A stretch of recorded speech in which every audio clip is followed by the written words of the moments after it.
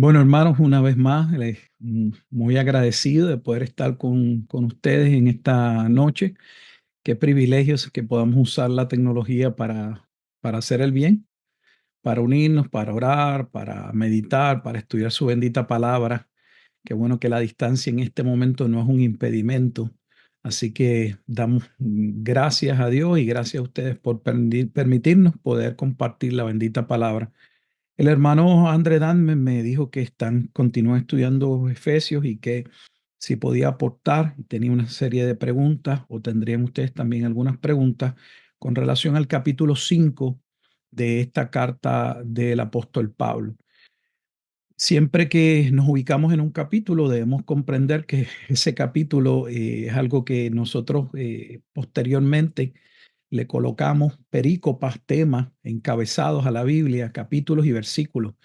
Y aunque nos ayudan muchísimo a poder llegar a una porción específica de la palabra, a poder citar la escritura y que otros puedan llegar específicamente a la porción que queremos que ellos puedan llegar, al decirle, pues mira, ubíquese en, no sé, Efesios capítulo 1, el versículo 2. No es menos cierto que también a veces hace daño en el proceso exegético, en el proceso interpretativo, porque creemos que podemos y tenemos la capacidad de entender o interpretar o comprender la verdad, lo que se viene diciendo, sin tener un cuadro completo, general del todo. Así que cuando hablamos de la carta a los Efesios, estamos hablando de una carta que consta de 6 capítulos y en otros momentos hemos compartido que la carta puede ser dividida en dos partes, capítulos 1 al 3 y capítulos 4 al 6. Los primeros 3 capítulos se van a centrar en el misterio de Cristo, misterio que comienza a ser hablado desde el capítulo 1, se acentúa ese misterio, se aclara en el capítulo 3, pero aún al final de la carta todavía se está hablando de ese misterio de Cristo, me refiero en el capítulo 6. O sea que la carta habla acerca del misterio de la obra de Dios en Cristo. Ese misterio es la obra de la redención, es la obra de la salvación, es aquello que Dios decretó, predestinó antes de los postreros de los tiempos, con relación a un pueblo que Él quiso por pura gracia redimir en Cristo.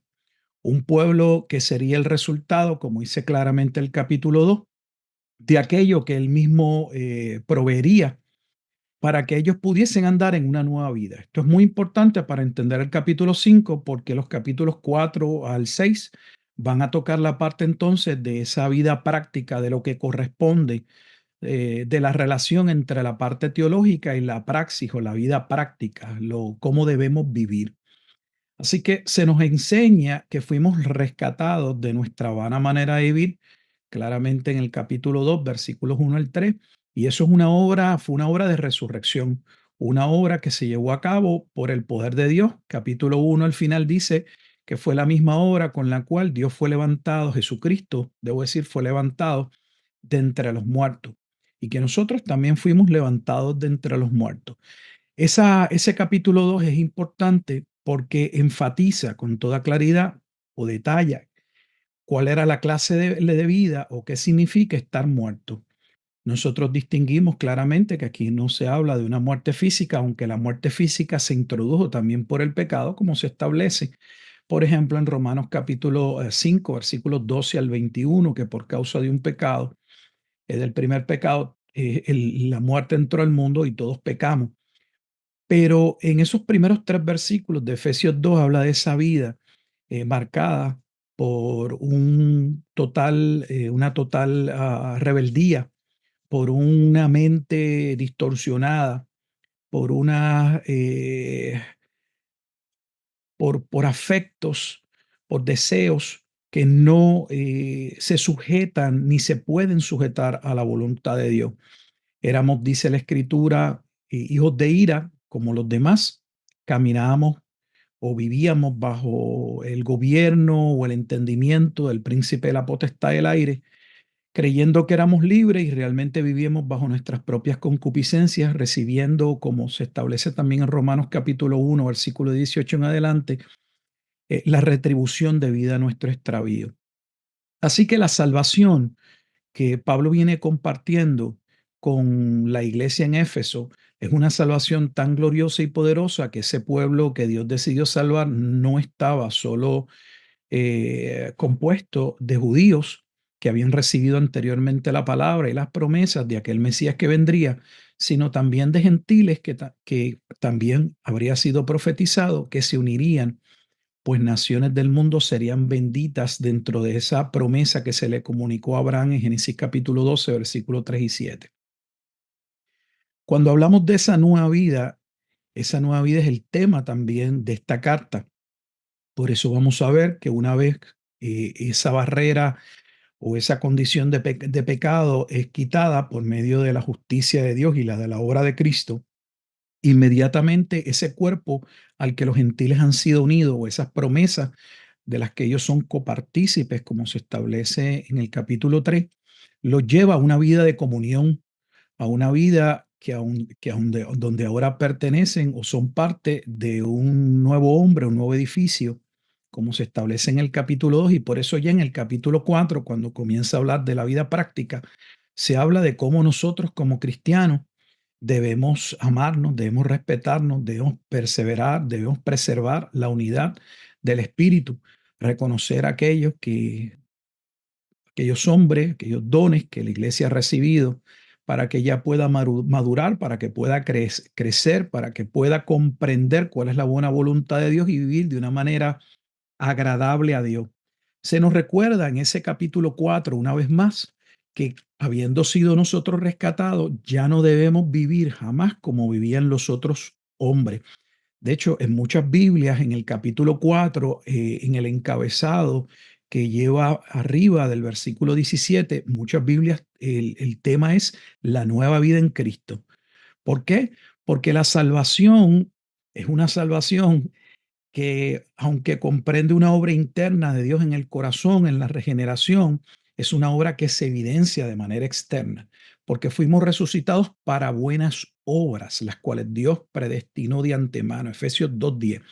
Y esas buenas obras se tienen que evidenciar en aquellos que alegan, que dicen, que aseveran, que han sido resucitados, que han sido sacados de ese estado de ira y hechos partícipes de ese nuevo pueblo, ahora son hijos de Dios. Sin embargo, en esta carta también se nos recuerda que aunque hemos sido resucitados y ahora estamos unidos a Cristo y en virtud de nuestra unidad en Cristo gozamos de un sinnúmero de bendiciones, ninguno de nosotros somos obra acabada. Por lo tanto, estamos en un proceso del cual nos hace énfasis el capítulo 4 y ya vamos a llegar al 5, versículos donde se les recuerda a los creyentes que deben despojarse de ese viejo hombre que está viciado conforme a los deseos engañosos. No le está hablando de la conducta en ese preciso momento de los gentiles, aunque se les hace consciente de cómo los gentiles vivían, específicamente el versículo 17 al 19 del capítulo 4, y les dicen, no debemos vivir de esa manera. ¿Por qué? Porque ellos viven, dice la escritura, en Efesios 4:17, viven sin entendimiento o tienen un entendimiento entenebrecido, están ajenos de la vida de Dios porque tienen un corazón duro, pero nosotros, ese corazón duro fue cambiado por un corazón de carne en la regeneración, en ese nuevo nacimiento, donde mientras ellos perdieron toda sensibilidad de lo que es verdadero, de lo que es correcto, nosotros hemos venido y somos capaces de poder conocer la verdad de Dios, de conocer lo que Dios nos ha concedido.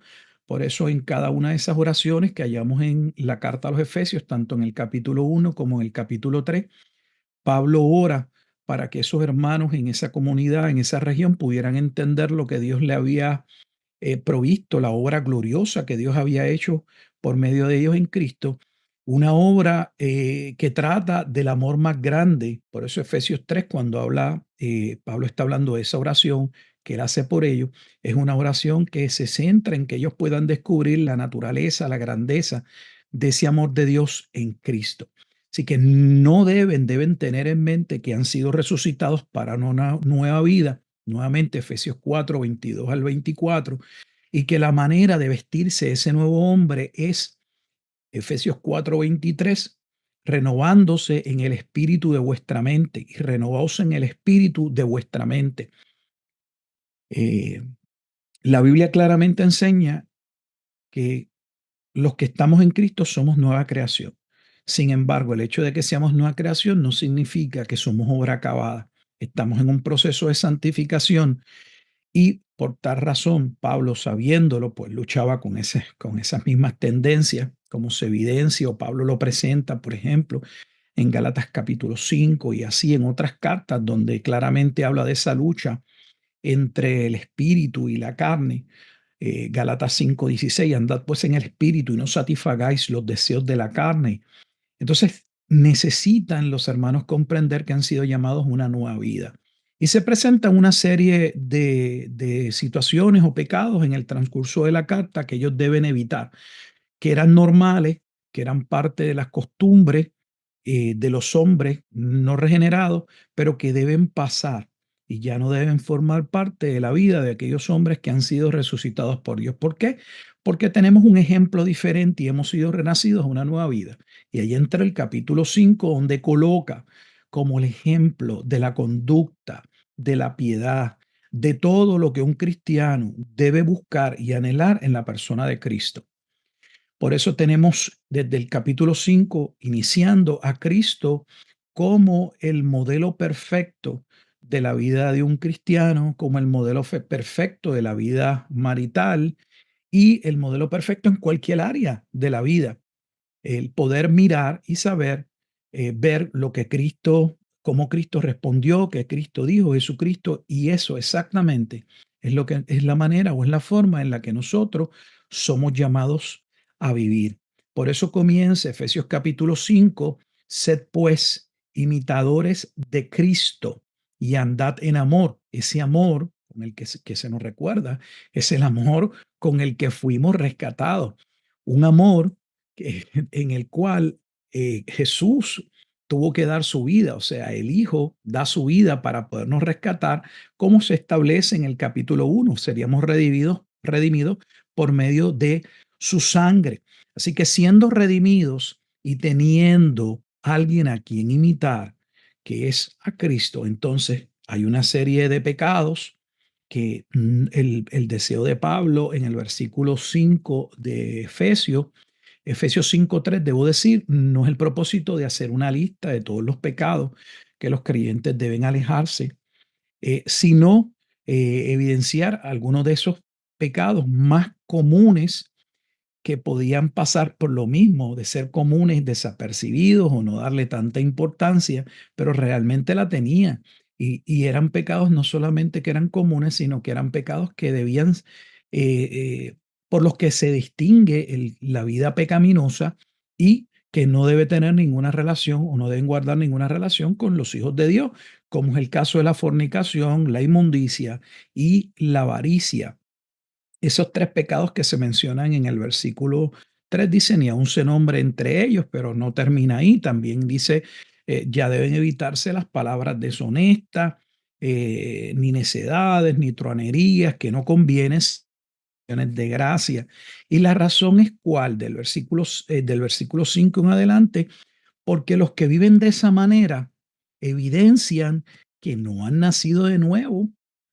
O sea, ser cristiano no es solo la proclamación o la confesión con nuestra boca de algo. Ciertamente eso es parte de lo que el propio Evangelio o el Nuevo Testamento destaca, que es propio de los hijos de Dios, aquellos que confiesan a Jesucristo como Señor. Sin embargo, Jesús también destacó que no todos los que le dicen Señor, Señor entrarían en el reino de los cielos, una vez más, porque hay una evidencia real, hay una vida que se debe poder ver en aquellos que han resucitado, que es el tema en parte de lo que cubre Santiago, ese medio hermano de Jesús, cuando escribiendo dice que aquellos que dicen que son salvos solos por medio de la fe, pero no se ve en sus vidas, en su obra, en sus relaciones con interpersonales, en lo que hacen a Cristo, pues dan un mal ejemplo, porque la verdadera fe es una fe que actúa, es una fe que obra de acuerdo a la Escritura. Bajo ninguna circunstancia sabemos que Santiago está tratando de decir que los creyentes son salvos por las obras, pero claramente está estableciendo que esas buenas obras, que es Efesios 2:10, son parte de lo que Dios planificó, de lo que Dios estableció que ocurriría en la vida de aquellos que fueron resucitados, porque si haber sido resucitados fue ser sacados de aquella vida de pecado, de aquella mente corrupta, insensible, de aquellas pasiones pecaminosas que nos controlaban, pues se debe poder evidenciar que hemos sido libres de ello. Y por eso se destaca esa nueva vida en Cristo, un aspecto tan importante al punto que en el versículo 5 él le va a decir que ellos saben, porque no le está diciendo nada nuevo, porque sabéis esto, que ningún fornicario o inmundo o avaro que es idólatra tiene herencia en el reino de Cristo y de Dios. O sea, que hace que no solamente peca, sino que muchas de estas cosas evidencian que tienen un reinado, o sea, que viven para ellas, porque los creyentes pecan. Quisiéramos no pecar, pero caemos. Pero no es lo mismo alguien que por X o Y razón cae en un pecado a alguien que vive para eso, porque esa es su vida, eso es lo que él cree que le va a dar satisfacción y de hecho haya placer y gozo en ello. El verdadero creyente no puede hallar placer ni satisfacción en el pecado, todo lo contrario, siente un profundo dolor, una constricción, eh, es acusado por su conciencia, por la obra del Espíritu Santo, quien ha venido a ser morada en él, llevándolo a ese arrepentimiento. Por lo tanto, el versículo 6 dice, nadie os engañe con palabras vanas. O sea, el que diga que podemos ser salvos y que no hay ningún problema con decir que somos cristianos, pero que no se tiene que evidenciar, que no debemos tomar con seriedad nuestra vida, nuestras acciones, nuestra manera de relacionarnos, de conducirnos, de pensar, de hablar, en dónde ponemos nuestra vida, pues es incompatible lo que está diciendo con hombres que han nacido de nuevo. ¿Por qué? Porque él dice, ustedes en otro tiempo estaban en tinieblas, versículo 8, pero ya no estamos en tinieblas. ¿Por qué? Porque ahora se trae el tema de la resurrección con la luz y se hace una comparación entre la luz y las tinieblas, donde el carácter de esos hijos de la luz pues se evidencia en el fruto y ese fruto es parte de esa obra del Espíritu Santo como se establece en Gálatas capítulo 5, versículo 22 en adelante, cuando se está hablando del fruto del Espíritu, porque el fruto del Espíritu es en toda bondad, justicia y verdad. Efesios capítulo 5, eso sería el versículo 9. Así que todos los creyentes les corresponde, cada uno de nosotros tenemos la responsabilidad de comprobar lo que es agradable al Señor. Y ese versículo es muy importante, el versículo 10, porque antes gestionábamos, hacíamos, nos conducíamos sin pensar. Básicamente nuestros impulsos, nuestras pasiones, nuestros apetitos carnales nos controlaban. Pero el verdadero creyente, no, el verdadero creyente debe andar con una conciencia clara y debe sopesar, debe juzgar, debe tener mucho cuidado con qué acciones realiza, cómo las realiza, con qué propósito las realiza. Y por eso se nos dice que debemos comprobar, comprobando lo que es agradable al Señor, que no es otra cosa que procurando hacer la voluntad del Señor. En un tiempo debemos entender donde, aunque nosotros disfrutamos y podemos citar y podemos leer y podemos hablar de versículos dentro de un capítulo, esos hermanos nuestros que estarían recibiendo esta palabra no tenían un Nuevo Testamento como nosotros. Entonces, ellos requerían poner una gran atención y que aquellos que conocían la palabra de Dios y que eran cristianos maduros fueran el ejemplo de a seguir de aquellos que estaban iniciando. Por eso Pablo, por ejemplo, en las cartas a los Corintios, dice que nosotros los creyentes somos epístolas, cartas abiertas leídas por todos los hombres. Y esa es la razón por la que más adelante se habla, y Pablo habla en otras ocasiones, lo hace, por ejemplo, en Corintios, en la carta a los Filipenses, se establece en Primera de Tesalonicenses, o el autor de Hebreo habla de ser imitadores. Imitar era algo importante y no imitar en términos de cómo nosotros lo vemos, no es una pantomima, no es aprenderse algo, no es robóticamente practicar algo, es que realmente la forma y la manera que tenían esos primeros cristianos de poder conocer y entender con precisión cómo debían vivir, que era lo que se requería, cuál era la voluntad de Dios, básicamente era viendo el carácter de aquellos que eran maduros en la palabra de Dios y cómo se conducían. Por eso Pablo, por ejemplo, en Primera de Corintios, capítulo 11, versículo 1, le dice a los hermanos: sed pues imitadores de mí como yo lo soy de Cristo. Pues muchos de esos nuevos creyentes no iban a saber todavía ni entendían muchas cosas, pero sí tenían a Pablo allí y podían ver cómo era que Pablo se conducía, cómo se relacionaba, cómo trabajaba, cómo amaba a sus hermanos, cómo oraba por sus hermanos, lo diligente que era y así sucesivamente. Entonces, eso formaba una parte muy, muy, muy importante de la vida cristiana en el primer siglo, que a veces no le damos nosotros el peso que tiene. Nuestras acciones hablan más que nuestras palabras. Y nuestras acciones deben reflejar que hemos nacido de nuevo, que somos seguidores de Cristo, que lo imitamos a Él, que ya no imitamos el patrón del mundo. Como por ejemplo, por eso es que en Romanos capítulo 12, versículo 2, también se le escribe Pablo a la iglesia en Roma, le dice: no conforméis este siglo, o sea, el estándar o el modelo de la vida cristiana no es como vive la mayor parte de las personas, es el modelo que nos dejó Jesucristo. Y por eso se acentúa esa parte entre la luz y las tinieblas, siendo la luz el conocimiento, el carácter de la obra de Cristo, el fruto de una vida en el Espíritu, claramente contrastado con esa vida de Efesios capítulo 2, versículo 1 al 3, o de Efesios capítulo 4, versículos 17 al 19, cuando andábamos sin entendimiento o vivíamos en las tinieblas. No solamente ello, sino que el verdadero creyente no solamente vive de esa manera, sino que vive y se proclama contrario a lo que es contrario a Dios y especialmente con sus hermanos. Por eso el versículo 11, Efesios capítulo 5, versículo 11 dice: y no participéis en las obras infructuosas de las tinieblas, sino más bien reprendedla. O sea, los cristianos son llamados no a apartarse del mundo, porque Pablo eso lo aclara cuando está tratando el problema del asunto de pecado en la carta a los Corintios, en la primera. Le dice: yo no les estaba hablando de que se aparten de los del mundo, porque si fueran del mundo, ¿cómo les vamos a hablar de Cristo? ¿Cómo vamos a presentar el Evangelio? Los cristianos no son llamados a vivir dentro de una caja de cristal. Más bien les dije que se aparten de todos aquellos que, diciéndose ser cristianos, viven una vida o una conducta que no es consona con Jesucristo. Así que debemos no comprometer lo que creemos con las cosas del mundo, pero mucho más con aquellos que dicen ser parte del pueblo de Dios y no están viviendo de una manera clara y contundente, dando buen testimonio. Esas cosas hay que reprenderlas, hay que corregirlas, debemos señalarlas. Sí somos llamados a orar los unos por los otros, a perdonar los unos por los otros, pero también a corregirnos. Y hay que reprender lo que está mal, debe ser corregido.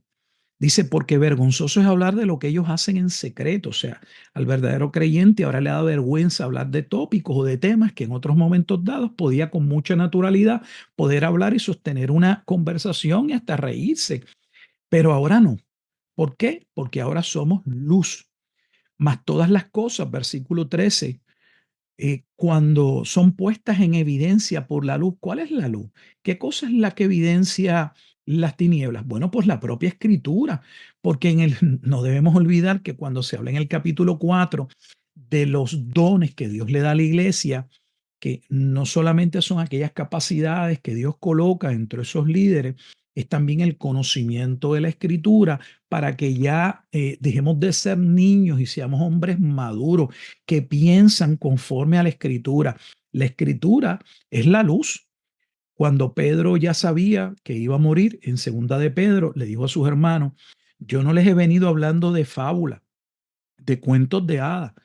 Tenemos la palabra profética más segura. ¿Y cuál es el ejemplo que da? Bueno, es una lámpara, es una antorcha que alumbra en un mundo de oscuridad.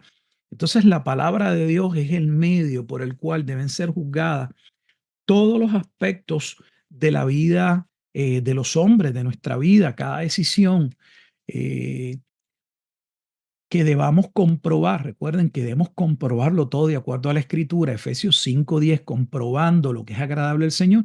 Eso debe hacerse conforme a la Escritura, pero una forma clara, nuevamente, de aquellos que no tenían la Escritura, era ver si estaban siguiendo el ejemplo, por ejemplo, de Pablo.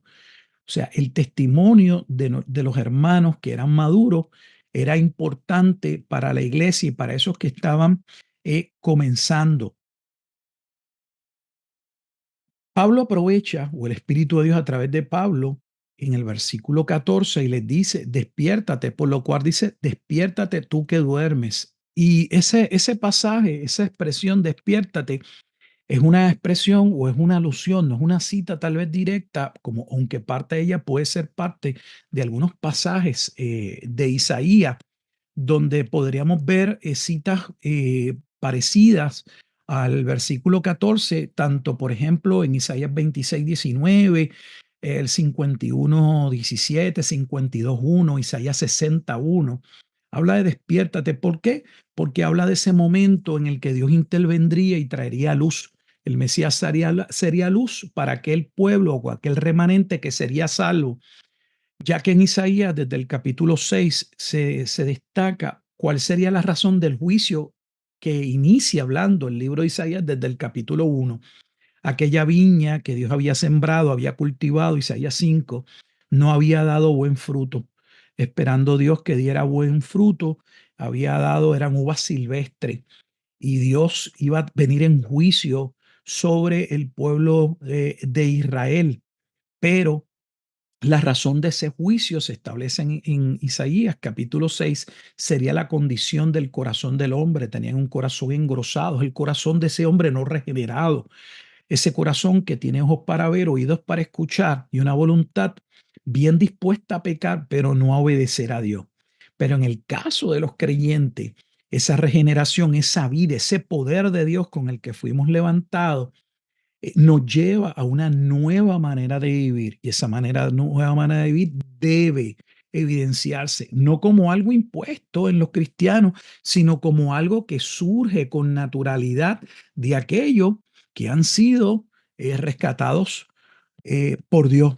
Así que les dice, despiértate, que la escritura dice, despiértate tú que duermes y levántate de los muertos y te alumbrará Cristo.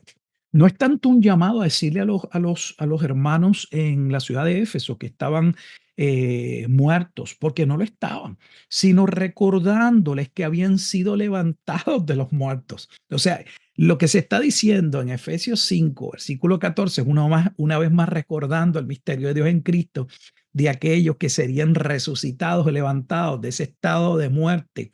Recuerden que estar dormido también se utiliza, no solo nosotros, tal vez en nuestro contexto, lo único que pensamos es alguien dormido, alguien que no está prestando atención. Pero por ejemplo, en Primera Tesalonicenses, capítulo 4, versículos 13 al 18, cuando habla de los que duermen, no está hablando de los que duermen porque no están prestando atención, sino de los que duermen de los que han muerto. Así que de eso se trata. Isaías habla de aquel remanente que sería resucitado y nosotros hemos sido resucitados y levantados con Cristo para vivir una nueva vida. Así que si eso es de esa manera, como de cierto lo es, entonces les dice en el versículo 15, mirad pues con diligencia cómo andéis. La palabra andar significa cómo viven. Examinen, vean su estilo de vida, sus acciones, lo que hablan, con quién se reúnen, qué es lo que ustedes aspiran, cuál es el propósito para ustedes de la vida, porque no debemos conducirnos, dice, como necios, sino como sabios, como hombres sabios. ¿Por qué? Porque el estado caído habla de un entendimiento entenebrecido, es parte de la ira de Dios. Romanos capítulo 1, versículo 18 en adelante, habla de ese estado entenebrecido al que el hombre en su estado caído es llevado o es conducido al Dios alejarse por causa de que él no le da gracias y no reconoce a Dios en los asuntos de su vida. Por eso les dice, debemos aprovechar bien el tiempo. Dios nos ha dado una nueva vida Y todo lo que hacemos es importante. No solo es cuando nos congregamos, ese tiempo en el que estamos juntos como parte de ese cuerpo, como parte de esa iglesia, sino todo lo que hacemos, aprovechando bien el tiempo. Le dice, porque los días son malos. Por tanto, vuelve y le dice en el versículo 17, no seáis insensatos, sino entendidos de cuál sea la voluntad del Señor. ¿Y cuál es la voluntad del Señor? Bueno, la voluntad del Señor es lo que Dios prescribe en su palabra, pero no siempre la voluntad de Dios es clara para el creyente. Por eso es que en ocasiones debemos comprobar lo que es agradable al Señor.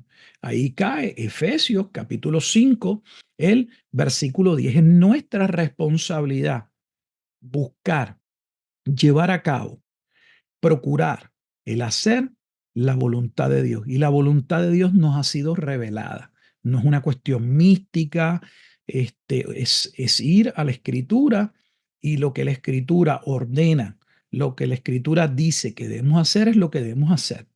Y se acabó. Es sencillo como eso, no es un asunto complejo. Requiere diligencia, requiere que leamos la palabra de Dios, requiere que nuestros pensamientos sean renovados y cambiados por la palabra de Dios de aquella antigua manera de vivir y que nuestra voluntad se disponga a hacer lo que es agradable al Señor. Y eso se debe evidenciar, dice, no solamente en detalles específicos, sino aún en todo lo que hacemos. Porque ese creyente ahora debe buscar la plenitud de esa vida en el Espíritu. Y ahí es que viene Efesios 5:18. Ya Pablo ha dicho en Efesios capítulo 1 que aquellos que pasarían a ser parte de ese pueblo, que serían predestinados a salvación, fueron sellados por el Espíritu Santo. Pero el hecho de que el Espíritu Santo esté en nosotros no significa que estamos viviendo en plenitud de vida. Le dice, de la forma y la manera, de la misma forma y de misma manera en la que antes, por ejemplo, nos conducíamos y dice, algunos de nosotros tal vez bebíamos y la bebida tomaba ocasión por la carne, por nuestros placeres y nos llevaba a tomar decisiones o acciones incorrectas. Ahora debemos procurar que sea el Espíritu de Dios quien nos sature, quien nos conduzca. Eh, de ahí la importancia de esa llenura en el Espíritu, que es una, no es místico, es una dependencia cada día de nuestra voluntad de rendirnos a Dios y de reconocer que rendirnos a hacer la voluntad del Hijo es imposible hacerla sin esa obra gloriosa, poderosa, que lleva y continúa haciendo el Espíritu Santo en nuestra vida dentro de ese proceso de santificación que se debe evidenciar hasta en cómo hablamos, en lo que cantamos, en todo lo que hacemos. Por eso el versículo 19 dice, hablando entre vosotros con salmos, con himnos, con cánticos espirituales. O sea, que lo que hay en nuestro corazón debe evidenciarse en todo, porque Jesús dijo que de la abundancia del corazón habla la boca. De hecho, si usted quiere conocer realmente una persona, lo que tiene es que permitirle hablar. Y usted escuchándolo, si presta atención a lo que dice, esa persona le está diciendo qué es lo que anhela, qué es lo que ama, qué es lo que persigue, qué es lo que es importante para él o para ella. Y usted descubre, porque nosotros develamos nuestro corazón cuando hablamos. No nos damos cuenta, pero lo hacemos. Entonces, en nuestra boca debe estar la palabra de Dios. De nuestro corazón deben salir la palabra de Dios. De nuestro corazón debe salir gozo, debe salir perdón, aquellas virtudes también con las que nosotros hemos sido, por la gracia de Dios, bendecidos. En fin, terminando esa primera sección de esa perícopa de andad como hijos en luz del capítulo 5 del 1 al versículo 20, termina diciendo que esa vida de ese hombre creyente no solamente se evidencia en cómo habla, sino en lo agradecido que es. Una de las cosas que necesitamos y debemos aprender todos es a ser agradecidos. Vivimos siempre quejándonos, en vez de darle gracias a Dios por lo que tenemos y lo primero que Dios nos ha dado y lo más importante, y no habrá nada más grande que ello, es la salvación, pero siempre andamos quejándonos, comparándonos con otros. pensando que posiblemente nuestra situación sería diferente si tuviéramos algo diferente en nuestra vida. Lo diferente en nuestra vida que necesitábamos para ser diferentes es Cristo. Cristo lo es todo. Sí, Cristo no es la razón para poder imitar a Dios y vivir una vida a la altura y procurar hacer la voluntad de Dios, nada lo será. Bueno, hermano, hasta aquí mi participación. Ahora los escucho, pero traté de poner un panorama bastante general. Siempre me tomo mi tiempo y ya podremos ir entonces a las particularidades, tal vez de algún pasaje específico, pero creo que la parte general ahí está. Mm. Gracias, hermanos. Gracias, Seguro. gracias, gracias. De verdad que muy provechoso. No sé si alguno de los hermanos tiene alguna pregunta.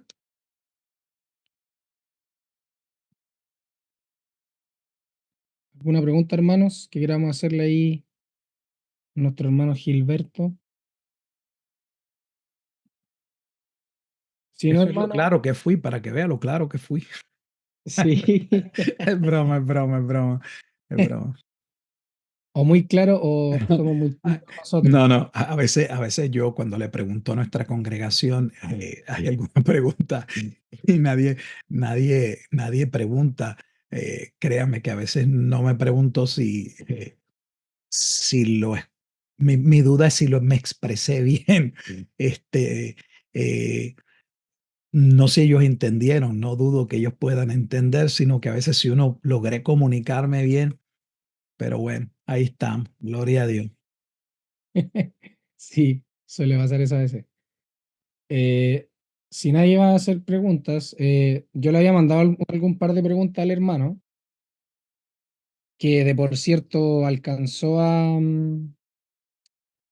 ¿cómo se llama? A responder algunas de ellas en la introducción que hizo.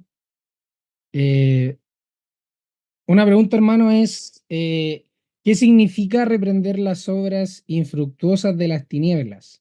Creo que la Eh, contesté, pero pues el creyente debe estar en contra de todo aquello que no va a tono con la voluntad de Dios, tanto en el sentido de no participar con los gentiles, e entiéndase en el contexto, ¿verdad? O judíos no creyentes dentro de la carta o impíos, no debemos participar con los que no son creyentes, pero tampoco hacernos partícipes del pecado de otro. Es el caso de primera carta a los Corintios, un poco de levadura leuda la masa y los creyentes son llamados no tanto a verlo como separándose del mundo, como Pablo muy bien lo enseña en primera carta a los Corintios, capítulo 5, sino separándose de aquellos que diciendo que son creyentes no viven de una manera correcta. Nosotros debemos reprender, debemos exponer lo que está mal. sí, dentro de eso mismo, del tema de reprender las obras infructuosas de las tinieblas, eh, Porque ¿cuál la cree? carta lo contesta. ¿Cuáles son las obras infructuosas de las tinieblas? Está en la carta. Efesios capítulo 2 1 al 3, Efesios 4 17 al 19. La carta ya dice cuáles son las obras infructuosas de las tinieblas. Es nuestra antigua manera de vivir. Es la naturaleza que tiene el hombre en su estado caído, lo que lo conduce. Esa manera de proceder no puede estar en el creyente. Esas acciones, esos pecados, esa manera debe ser reprendida dentro de la iglesia. Eso no se le puede dar cabida. Porque la carta define cuáles son las obras infructuosas de un hombre que está en tinieblas, lo define. Es Efesios 2 1 al 3, Efesios 4, eh, 17 al 19, el versículo 22, cuando él dice, estáis viciados conforme a los deseos engañosos. ¿Eh? Entonces, está ahí y luego pues se nos menciona una serie de pecados que el Pablo no está haciendo una lista exhaustiva de todos los pecados, ni siento son solo los pecados, sino de algunos pecados que eran más comunes para dejar claro que esas cosas, esas acciones, esa manera de proceder no son propias de un verdadero cristiano, eso es todo.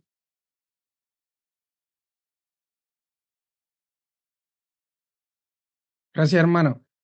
En definitiva, lo que le quería preguntar más a fondo acerca del tema de las obras infructuosas de las tinieblas era porque normalmente tendemos, y por el contexto, a pensar que va ligado con lo que otros puedan llegar a hacer, ¿no es cierto? Porque dice, porque vergonzoso es aún hablar de lo que ellos hacen en secreto. Entonces pareciera ser que lo estuviera diciendo para un externo, en este caso Pablo, no para él.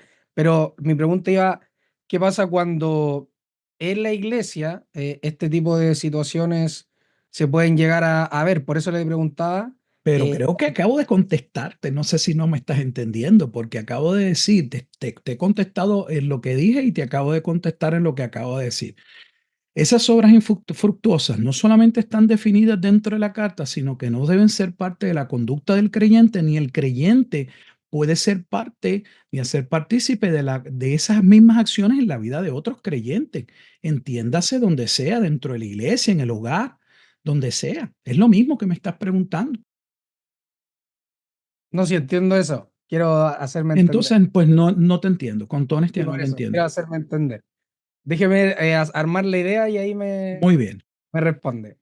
Cuando Pablo está diciendo, y no participéis de las obras infructuosas de las tinieblas, sino más bien reprendedlas, porque vergonzoso es aún hablar de lo que ellos hacen en secreto, ese vergonzoso es aún hablar de lo que ellos hacen en secreto, al menos lo que yo he entendido, me da la impresión, y como usted ya también lo ha mencionado, que en el contexto pareciera ser que es tal la vergüenza o tal la magnitud de los pecados que quizás se cometen, que entonces el creyente lo que debe hacer, como bien dice acá, es reprenderlo. Entonces, en ese sentido, el reprenderlos, como ha venido haciendo Pablo, entiendo yo, que es ir manifestando o trayendo a la luz lo que el creyente no debe hacer, ¿no es cierto?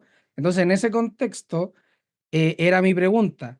¿En qué, en ese contexto de Pablo específicamente, no tanto nosotros, sino que en el contexto de Pablo, qué era lo que en el contexto de la carta y de lo que estaba viviendo la iglesia en general, era lo más común de ver? Por eso le pregunté en las preguntas que le hice, pareciera ser que se habla de fornicación, de inmundicia, de avaricia. Entonces pareciera ser que la iglesia de Efesios estaba más movida hacia ese tipo de pecados. No sé si me explico. Entonces pareciera ser que en el contexto de la carta, si bien ha tocado algunos puntos, ahora le da mucho hincapié al tema de la fornicación, de la inmundicia, de la avaricia y de aquellas cosas que se hacen en oculto. Entonces, a eso apuntaba yo mayormente, a que pareciera ser, y por eso era la pregunta, si es que se podía entender que en el contexto de reprender las obras de las tinieblas, ellos estaban viviendo en un tema más, o estaban ligados más a un tema, pareciera ser sexual o de lujurias, estaban como más inmersos en eso, en ese contexto. Bueno, nada de eso lo dice la carta. O sea, yo personalmente no entro a especular sobre la carta. Yo no sé, a veces, perdóname, nuestra fascinación por irnos a cosas o sea, el tema de la carta en el capítulo 5 es, ustedes han nacido de nuevo. Ustedes tienen una nueva vida. Ustedes tienen alguien a quien imitar. Tienen un buen ejemplo en Cristo. Han sido despertados. Ya no están en tinieblas. Tienen luz y deben procurar hacer la voluntad de Dios. No es necesario hablar de un pecado de otro específico, porque Pablo realmente ahí no está tratando de hacer una lista de pecados. Los pecados que sean son pecados. Y el punto es, un verdadero creyente no debe realizar nada que obviamente es contrario a la voluntad de Dios, ni tampoco debe participar de ello. Ese es el punto, no de participar de ello. ¿Por qué? Porque hay cosas que claramente son vergonzosas, como cuando Pablo, vuelvo y de nuevo le cito en 1 Corintios 5, le dice, ¿ustedes no les da vergüenza que otros creyentes sepan la conducta que está viviendo este hombre y que aquí nadie le ha llamado la atención? ¿Cómo es posible que este hombre esté viviendo con la mujer de su esposo y aquí no haya un creyente maduro que le haya llamado la atención y le haya dicho que esa no es una manera de proceder? Entrar en pecados específicos y si eran sexuales o no los que estaban allí, yo creo que todo lo que ahí se menciona son parte de esos pecados que todo creyente lucha de alguna forma o manera con ellos. que sean particular de una región específica, bueno, podría ser que un lugar específico pudiera ser propicio a unos pecados más que otros. Pero la realidad es que esa naturaleza pecaminosa y esos vicios con los que vivíamos en otro tiempo son propios de la naturaleza en general, como se presenta en la carta caída. Y entrar en detalles de qué persona o a qué iglesia específica tienen unos pecados más que otros, pues no me parece que sea el punto del capítulo 5. Ni tiene nada que ver con lucha espiritual tampoco, de reprenderlos, porque ya que en el capítulo 6 se habla, no tiene nada que ver con eso. Ya, gracias, hermanos. Hermano, no sé si alguno de los hermanos quiere hacer una pregunta. ¿Todavía no? Hermano Gilberto, yo quiero decirle algo. Sí, le escucho. Bendiciones, hermano mío. Sí, seguro. En el versículo 18, cuando al final dice, antes bien, sed llenos del Espíritu, Sí, ¿ya? Sería súper bueno, porque como ahí es un imperativo, por lo claro. menos en nuestra versión aparece como imperativo, Lo es. entonces sería súper bueno que pudiera profundizar ahí con respecto a ser llenos del Espíritu, porque si es un mandato, entonces sería bueno aclarar de qué manera el creyente podría vivir siendo lleno del Espíritu. Profundizar un poco más allí, por favor. Muy bien. Es sencillo. ¿En qué sentido? Bueno, el creyente ha sido hecho una nueva naturaleza por medio de la obra del Espíritu. O sea, no resucitamos. De hecho, de eso trata el capítulo 1. La obra de la resurrección no inicia en el capítulo 2. Inicia en los versículos finales del capítulo 1 cuando presenta que de la misma manera que operó el poder de Dios resucitando a Cristo, nosotros fuimos resucitados. Y ese poder de Dios, esa resurrección de Cristo está juntamente ligada a la obra del Espíritu Santo, quien de hecho ha pasado a ser morada en la vida del creyente, se establece en Efesios capítulo 1, versículos 13 y 14. Una cosa es el que el Espíritu Santo viene a morar, está en el creyente y que es la permanencia del Espíritu, las arras, la garantía de que no solo es un hijo de Dios, sino de que de su perseverancia, de la razón por la cual él puede estar firme en el Señor, porque el que comenzó la buena obra la perfeccionará. Esa obra está basada en la obra de Jesucristo y seguro en él fuimos redimidos completamente, pero se está llevando a cabo un proceso de santificación, que es de lo que estamos hablando en el capítulo 5 y en otros de estos capítulos dentro de la carta, donde el creyente es llamado a vivir esa nueva vida. Y lo que se les está diciendo es que ese Espíritu Santo ha venido a nosotros para tomar control de nuestra vida y nosotros vivimos como si Dios no fuera real en nuestra vida. Eh, el creyente debe someterse continuamente a la obra del Espíritu. Lo que está es comparando, está haciendo una comparación y le está diciendo cómo, porque no está diciendo que todos eran un chorro de borrachones o de alcohólicos, le está diciendo de la misma forma y manera que el alcohol toma dominio sobre las acciones de una persona, de esa misma forma o manera debemos permitir, debemos procurar que el Espíritu Santo tome control de nuestra vida. ¿Y qué implica eso? Es sencillo, rendición. Cada día nosotros debemos morir a nosotros mismos. Decirle, Señor, yo quiero vivir este día de acuerdo a tu voluntad. Yo no quiero tomar decisiones por mí mismo. Yo quiero pensar de acuerdo a tu palabra. Yo quiero poder juzgar las cosas de acuerdo a tu palabra. Yo quiero imitarte. Pero yo no estoy solo en ese proceso, porque el Espíritu Santo, Dios mismo, ha venido a ser morada en mí. Entonces, yo debo procurar, el creyente debe hacerlo. Por eso es un imperativo. Y es un imperativo de una decisión que no se toma en el acto de la salvación. Por eso es continuo, ¿sí? En el momento en que creímos, fuimos llenos del Espíritu Santo. O sea, Él vino a nuestra vida.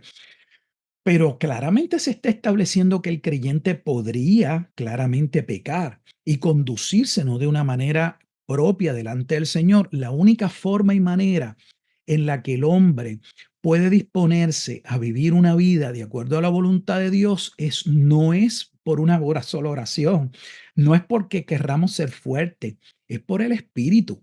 Es Gálatas 5:16 en adelante. Digo pues, andad, es lo mismo, andad en el Espíritu y no satisfagáis los deseos de la carne. Ahí tienen la contestación.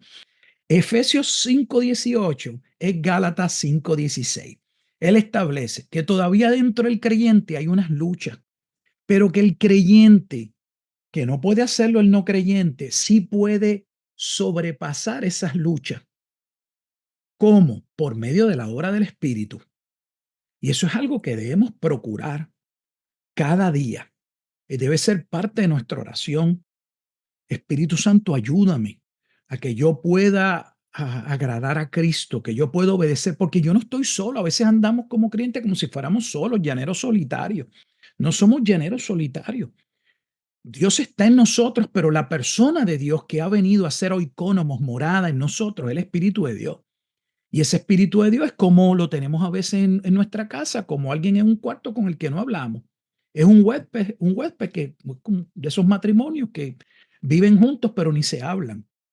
Así vive algunas personas con la obra del Espíritu Santo. Pablo dice en Gálatas, una vez más y termino, Gálatas 5:16 en adelante, que la única forma que tiene un verdadero creyente para poder vencer esas obras de la carne, número uno es si ha nacido de nuevo, porque obviamente el que no ha nacido de nuevo es vencido, es esclavo del pecado. Pero es procurar andar. Y de nuevo es un imperativo, andad es vivir. Andad, pues procuren vivir en el Espíritu. Pero tenemos aquí un problema. ¿Cuál es el problema? Bueno, que hay movimientos y tendencias dentro del cristianismo que tienen problemas de hablar del Espíritu Santo. Y ese es otro tema. Porque si hablamos mucho del Espíritu, somos carismáticos. Pues si hablar del Espíritu es ser carismático, yo soy carismático. Porque yo no me puedo conformar a una teología que dice que es trinitaria, pero en la realidad, como se expresa, como habla, es de dos. Solo hablamos del Padre y del Hijo, y el Espíritu Santo está ausente. Parece que lo tenemos realmente en una tercera posición, aunque decimos que no. Hemos hecho una degradación en términos de las personas dentro de la esencia de la deidad. Cuando el Espíritu Santo debería estar todo el tiempo en nuestra mente y en nuestra conciencia. De hecho, cuando yo me acerco a la Escritura, a quien yo pido principalmente que me ilumine, no es a Cristo, es al Espíritu Santo. ¿Quién nos contrita, dice la Escritura, cuando pecamos? Le fallamos a Dios, no hacemos la obra del Hijo, no estamos imitando al Hijo. Pero ¿quién realmente es el que nos mueve a pedir perdón? Es el Espíritu Santo. Entonces, ¿cómo es posible que haya un cristianismo que obvia, que no habla, que no toma en consideración que el Espíritu Santo de Dios juega una parte vital, es una realidad en nuestra vida? Y aunque es una realidad, el problema es, y aquí termino, no siempre estamos conscientes de esa realidad. O sea, los creyentes dicen, no, no, Dios está aquí, pero luego usted va al culto y lo están llamando. Hay oraciones en los cultos que parece que están llamando a Dios porque Dios no está.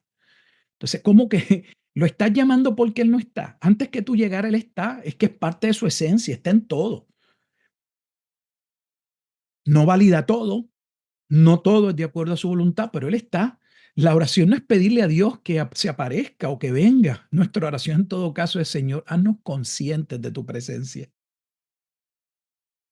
Y eso es lo que Pablo le está diciendo a los creyentes.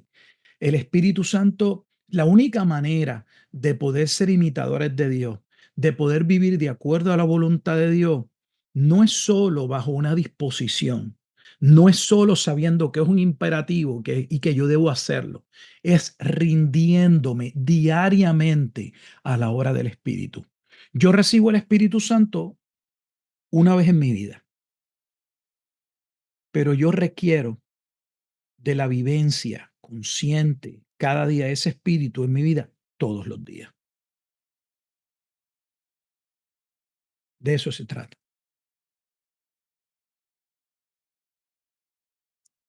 Gracias, hermano mío. Lo consultaba porque uno podría pensar que ese ser lleno del Espíritu pareciera ser que dependiera única y exclusivamente de la persona, del creyente propiamente tal. También uno escucha que cuando se habla del monergismo y del sinergismo, entonces de repente podría complicarse a uno, de ahí que le hacía la pregunta. Y si entendemos que es el ser llenos,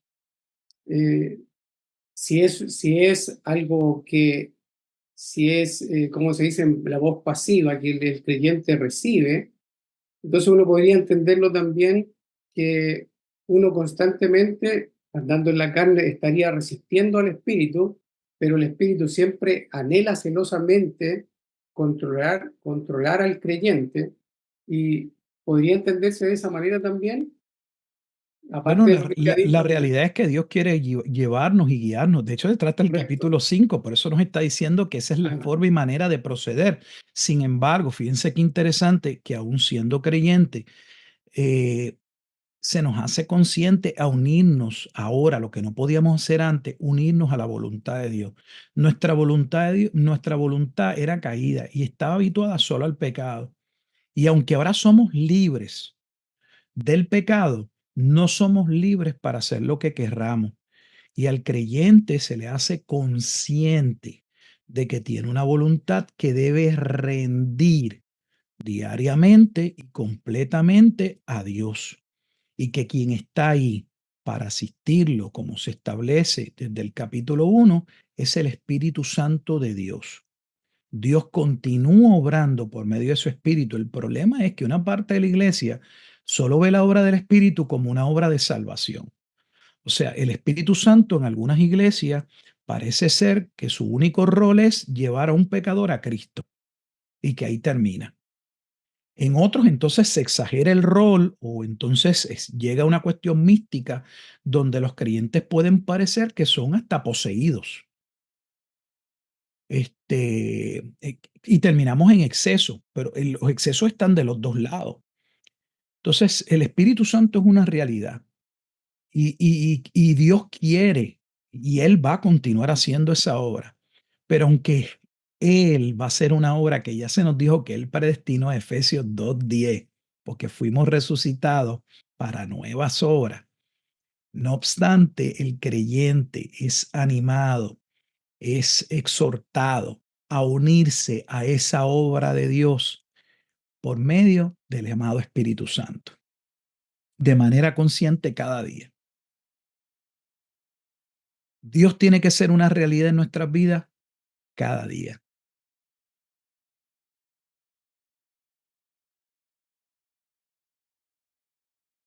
Entonces esto también nos ayudaría a darnos cuenta de esta lucha que tenemos la mayoría, todos los creyentes, los nacidos de nuevo, esa lucha interna que hay, es donde uno puede captar el mismo testimonio del Espíritu, manifestando y querer llevarnos, ser atraídos hacia el Señor Jesús, a seguirle a Él. Y por otro lado, la lucha interna del viejo hombre que tira hacia el pecado, hacia el mundo, hacia los deseos pecaminosos de la carne.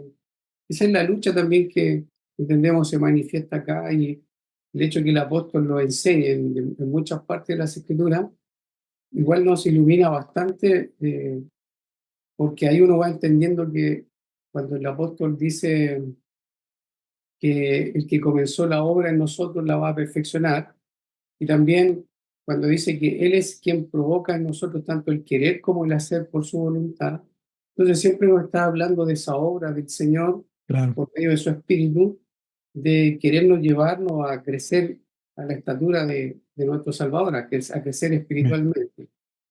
Gracias, hermano mío. Se pasó. Yo creo que es importante que aprovechar la coyuntura porque tenemos la tendencia a creer que ser un creyente maduro es un creyente que no cae y que no va a pecar. Si esa es la idea que algunos de ustedes tienen, están bien lejos de la verdad. La Biblia dice claramente que antes de la caída es la altivez de espíritu. Entonces, ese cristianismo que algunos quieren aparentar y hablar como que hay ciertos pecados, pero esos pecados nada tienen que ver conmigo, tienen que ver con otro. debemos bajarnos de esa nube con toda honestidad. De hecho, entonces no hemos entendido el Sermón del Monte, porque si algo Jesús hizo en el Sermón del Monte fue exponer que la ley recibida por medio de Moisés era mucho más abarcadora y amplia de lo que nosotros entendemos, y que las cosas inician en el pensamiento y en el corazón. Entonces, por eso se está hablando de eso en esta carta, porque hemos sido levantados a una nueva vida, pero se nos hace conscientes en Efesios capítulo 4, versículo 22. Ese versículo es fuerte. Dice, despojaos pues del viejo hombre que está viciado. Pablo no les está hablando solo a ellos. Pablo no le está hablando de un pecado específico de una persona. Pablo le está hablando de la realidad, de la lucha real que encuentra todo hombre que quiere servir a Dios. Unos más, unos menos, unos en unas áreas más, otros en otras, pero eso es una realidad. Quien quiera negarlo, miente y quiere presentar una ficción o una falsa santidad que no existe. El verdadero creyente, de hecho, miren lo que voy a decir, una de las manifestaciones claras y contundentes de un hombre que ha nacido de nuevo es un hombre que se halla batallando con el pecado, no que vive rendido al pecado, no estamos hablando de alguien que todo el tiempo está en el lodo, pero mientras más crecemos en la Escritura, mientras más es nuestra vida de piedad o santidad, más conscientes somos de la realidad del pecado, de que no nos conformamos a Dios, de que pensábamos que estábamos haciendo en ocasiones su voluntad y no lo estamos haciendo. Entonces, por eso es lo importante de esta carta, entre otras cartas, para ayudarnos a, a no bajar la guardia, a reconocer que todos estamos confrontando esa lucha y que esa lucha se agudiza todavía más cuando llega el día malo, porque todos los días traen sus afanes, pero hay días que son más devastadores que otros. Y nosotros debemos armarnos de toda esa armadura, y esa toda armadura en el capítulo 6 tiene que ver con entrar en conocimiento de esa obra gloriosa de Cristo, de todo lo que somos en Él. ¿Para qué? Para no ser vencidos por lo malo.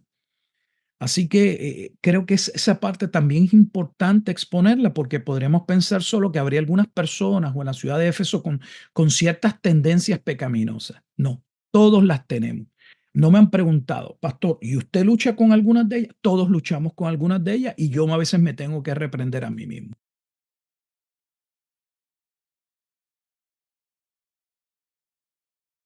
Gracias, mi hermano. Gracias. Hermano, otra pregunta que le había realizado era respecto al versículo 19, cuando dice hablando entre vosotros con salmos, con himnos y cánticos espirituales, cantando y alabando al Señor en vuestros corazones. La pregunta ahí era enfocada a que, ¿qué significa ese hablar con salmos? Si se refiere al libro de los salmos como tal, si se refería a las canciones, a un cántico en específico, y lo otro, si podía profundizar, ¿qué entiende usted o en el contexto que se entiende por cánticos espirituales? Porque a veces nos vemos cuestionados, incluso entre nosotros, de saber qué cánticos son los que se deberían o no cantar, cuáles son los cánticos espirituales, etcétera. Si nos puede profundizar un poquito en eso, hermano, por favor. De lo que estamos hablando en el versículo 19, dijimos que parte de la vida nueva, de comprobar o de llevar a cabo lo que es la voluntad de Dios, es que se debe ver en lo que hablamos, y lo que hablamos viene del corazón. Entonces, no es de algo específico. Lo que está diciendo es que el verdadero creyente, en lo que habla, en la manera en la que se dirige, cómo se conduce, muestra su corazón. Nuestro corazón habla de qué es nuestro tesoro, de qué es lo que estamos anhelando, de qué es qué es lo que valoramos. Y si nuestro valor, el punto del el capítulo 5, versículo 19, si nuestro mayor tesoro, si Cristo es la perla de gran precio, pues lo que debe salir por nuestra boca es la palabra de Dios. Por eso deben ser acciones de gracia.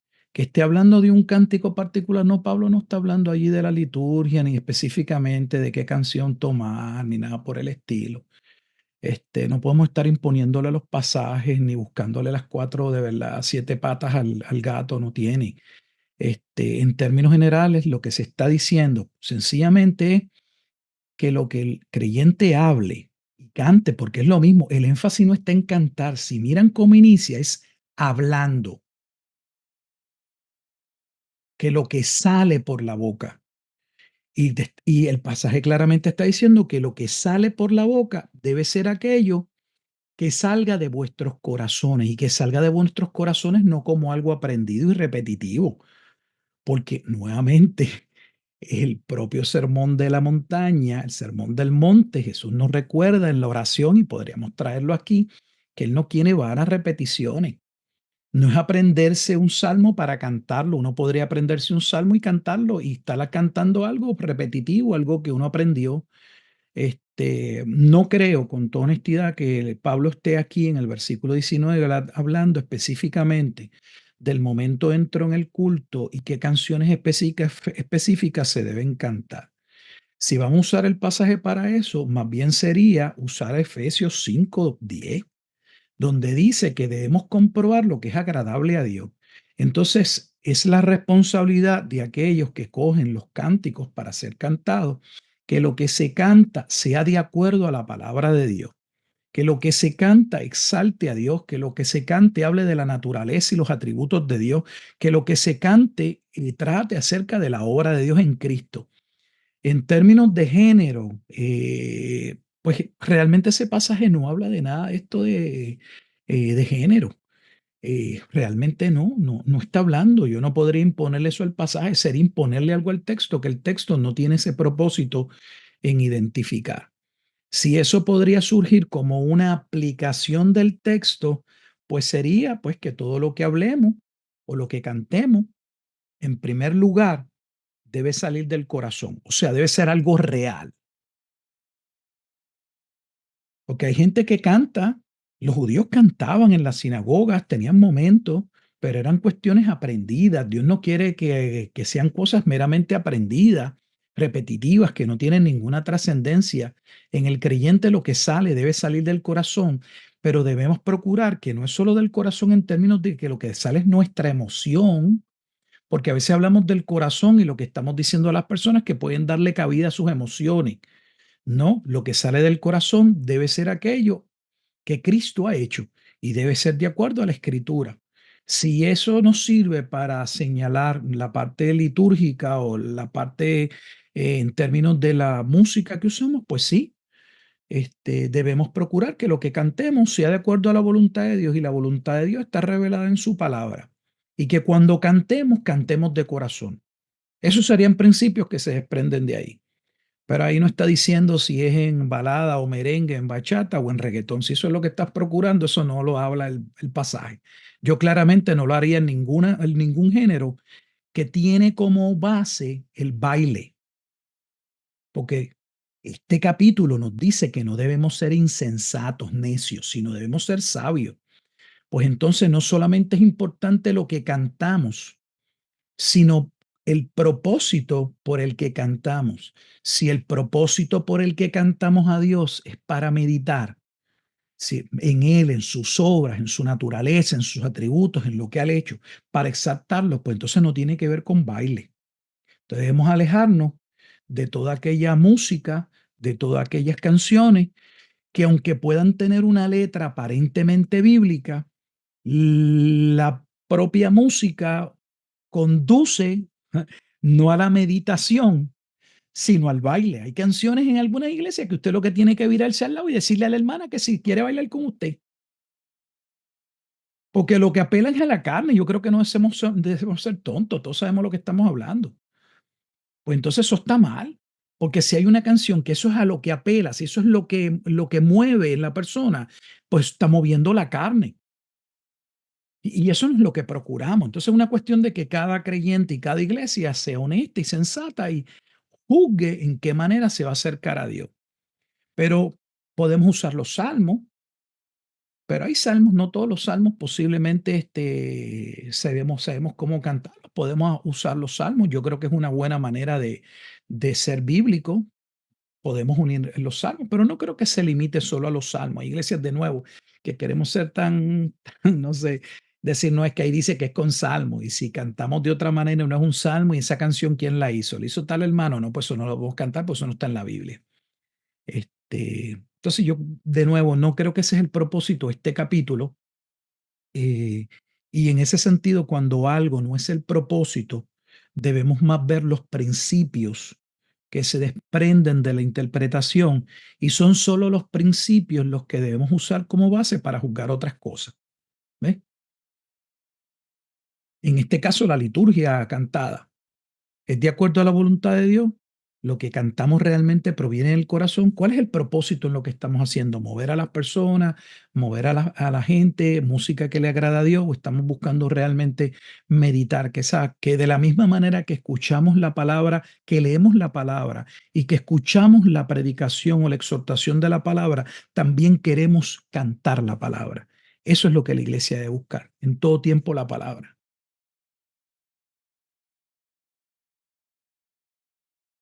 Gracias, hermano. Y la última pregunta, al menos de mi parte, referente, ya que usted ha estado hablando acerca de Apocalipsis, ya ha tocado bastante escatología, ¿será bueno entender lo que en el capítulo, en el versículo, perdón, 6 dice: nadie os engañe con palabras vanas, porque por estas cosas viene la ira de Dios sobre los hijos de desobediencia, no seáis pues partícipes con ellos? Y ahí después dice: porque en otro tiempo erais tinieblas, etcétera. Esa ira que viene sobre los hijos de desobediencia, ¿está ligada realmente con el año 70 o se refiere mayormente a otra cosa? Mire, yo no sé si en el capítulo 6 Pablo tiene esa intención, porque cuando se habla de la ira de Dios, no solo se habla de la ira de Dios, volvemos a lo mismo para hablar de escatología en términos de lo que ocurrió en el 70, lo que va a ocurrir al final, en el juicio final. Principalmente dentro del contexto, cuando se está hablando de la ira de Dios o de los hijos de ira, es Romanos capítulo 1, versículo 18 en adelante. Y cuando se está hablando de la ira de Dios, no es algo futuro. La ira de Dios es real en la vida del hombre que está muerto en delitos y pecados. Y de hecho es cónsono con la carta a los Efesios, Romanos capítulo 1, versículos 18 en adelante, cuando se habla que la ira de Dios se ha manifestado contra toda impiedad e injusticia de los hombres que detienen con injusticia la verdad.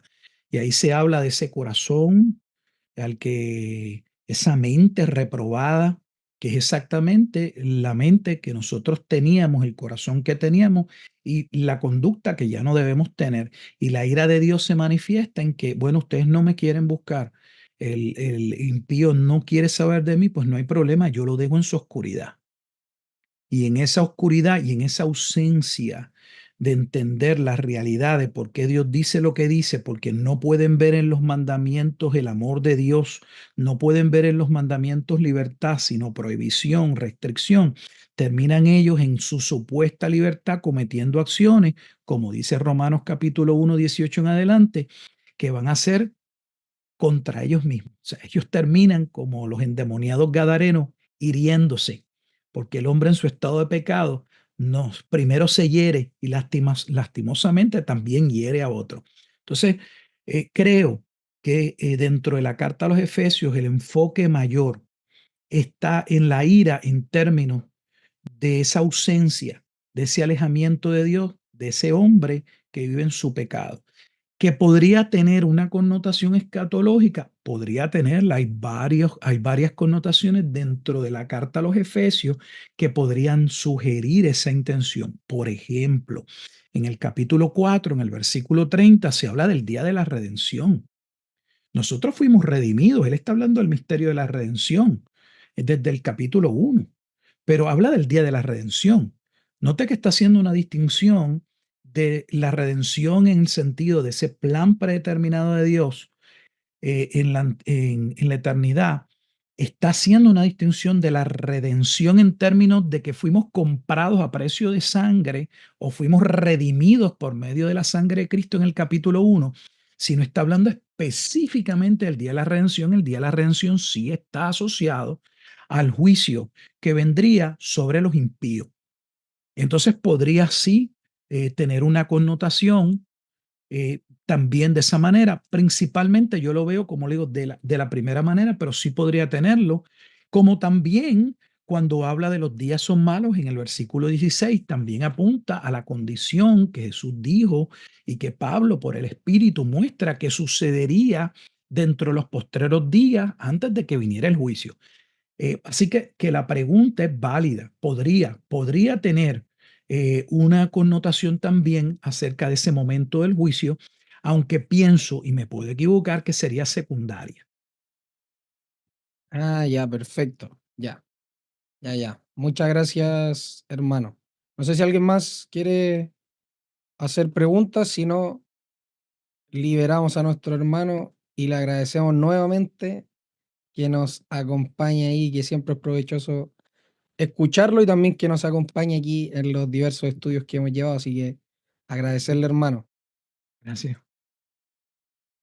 No sé si alguno más va a preguntar.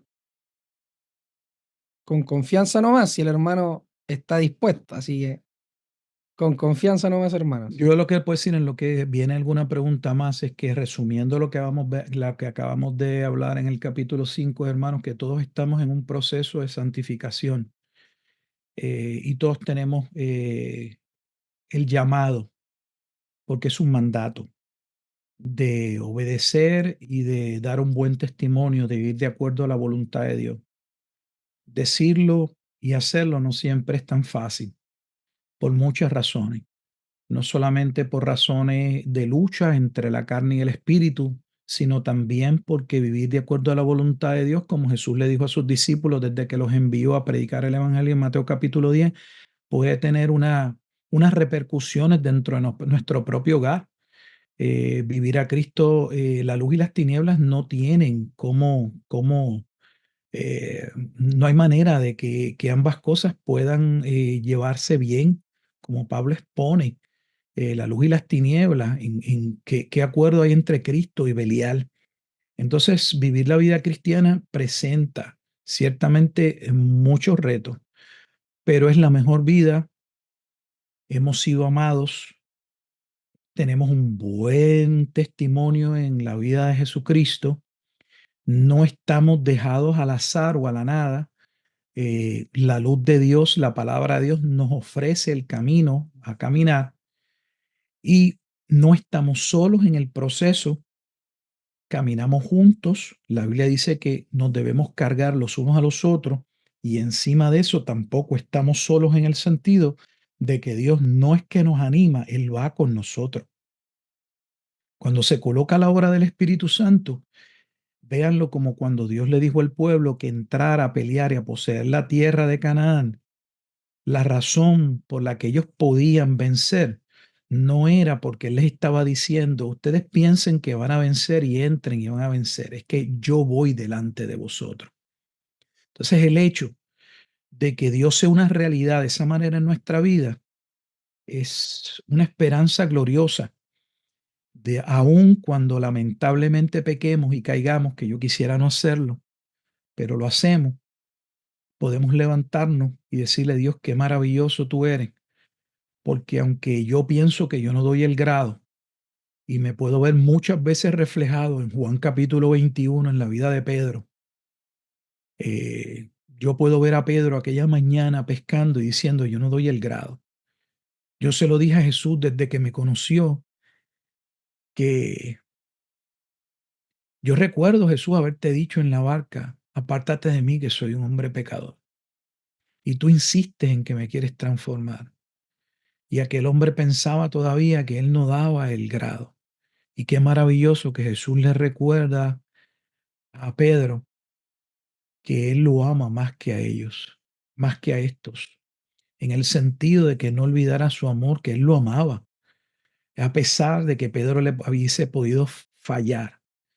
Jesús lo amaba. Y no solamente lo amaba, sino lo había llamado a hacer un trabajo. Y en ese trabajo él no estaba solo. Él podía hacer ese trabajo porque el mismo que lo había amado estaría ahí para sostenerlo y llevarlo a hacer ese trabajo. Entonces, hermano, el amor de Dios es maravilloso. A veces miramos solo el amor de Dios en la cruz, en términos así, miráramos pecadores, pero se nos olvida que ese amor de Dios comprende toda la totalidad de toda nuestra vida, de todas nuestras acciones. Hay cosas que yo no sé si las voy a hacer mañana o no. Yo le pido a Dios que yo no sea un mal testimonio, pero mire, lo que sea que suceda, que no puede suceder como si fuera la vida de un impío, lo sabemos, porque Efesios dice que no puede ser de esa manera, ya ha sido cubierto en el Señor. Y el Señor ya ha orado por nosotros, como le dijo a Pedro, para que una vez nosotros restaurados, podamos ser de bendición a los demás. Lo digo porque este capítulo 5 nos tiene que hacer conscientes también de ello. Abrir nuestros ojos de que esa lucha no son luchas. Pablo no está hablándole, esas son las luchas que ustedes tienen en Éfeso. Esa es la lucha que tenemos todos los creyentes, de una manera o de otra, de mantenernos firmes y serles fieles a Dios. Así que yo estoy con ustedes en esa carrera de la que no nos hemos graduado y que los títulos académicos solo nos hacen más conscientes de los pecadores que somos. Solo el Espíritu de Dios puede ayudarnos y asistirnos cada día a poder vivir de acuerdo a su voluntad. Dios les bendiga. Gracias, hermano. Muchas gracias.